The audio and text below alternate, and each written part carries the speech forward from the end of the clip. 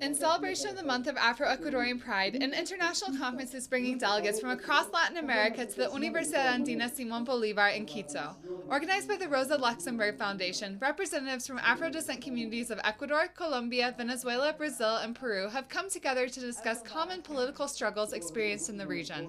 La importancia de este evento es que crea el escenario para The un importance of diálogo this event is that it entre los creates a forum for afrodescendientes de los dialogue between países andinos. Afro-descendants of Andean Y lo que countries. queremos como propósito And what we es want to lograr achieve una is an agenda de investigation and investigación, action acción plan that can be que developed this se decade pueda for people of desarrollar African en el descent, decenio something the que United acaba de Nations has declarar just para los declared. afrodescendientes Naciones Unidas. The goals for the Decade of People of Afro Descent, declared by the United Nations to begin on January 1st, 2015, seeks to promote greater rights for communities.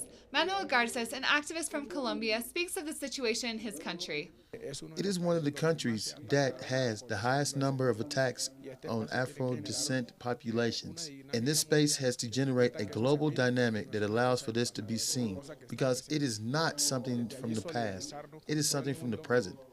And from there, we are in solidarity with the whole world. The conference was organized in honor of Luz Argentina Chiriboga, a writer who focuses on the condition of Afro-Ecuadorian women. She spoke of President Correa's development goals of good living and this application to communities of Afro descent. What we want to achieve is good living. What does this mean? Health, education, shelter, a good job, happiness. Because this is happiness. Because when you have a job, you have security to walk in the streets, to fight against discrimination and racism.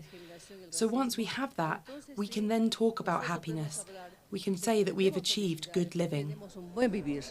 The event will conclude with a final declaration, which will be disseminated to international organizations. It is expected to focus on the rights to land, education that respects the history of the African diaspora, the inclusion of women, and greater integration between Latin America and Africa. Liz Sherfius, Telesur, Ecuador.